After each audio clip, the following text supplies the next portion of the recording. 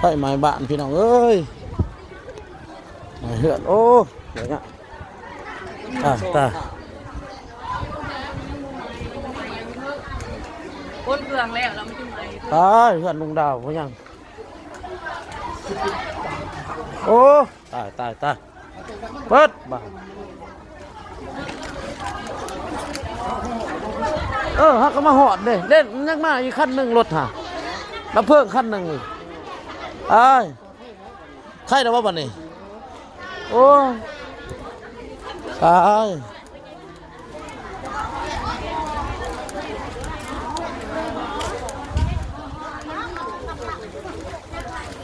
เปิดเอาหมอกเพื่อนยังเพื่อนลังน่ะใครเนี่ยเพื่อนนั่งเฮายังบ่โอ้ยตายลูกเพื่อนกับเบิดป่ะฮะย่างมาเพื่อนฮะโอ้ย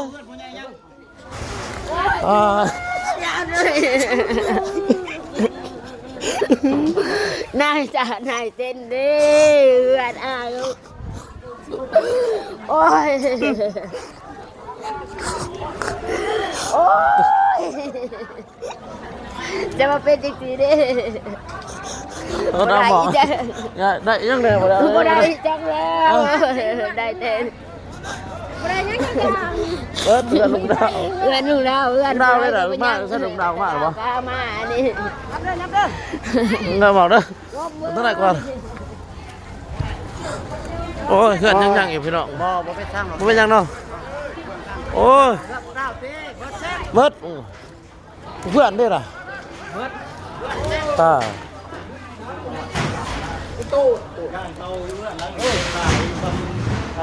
ไม่มาจะใส่ไม่เพื่อนไปก่อนโอ้ยแค่ไหนเนาะปราบบุญได้เพื่อนหนึ่งไรเนาะโอ้ยเขายุดได้ดอกเราเพิ่งเข้ามาหอดใจรถเราเพิ่งเข้ามาหอดหนึ่งเนาะนี่โอ้ใบผ่าจนตายเลย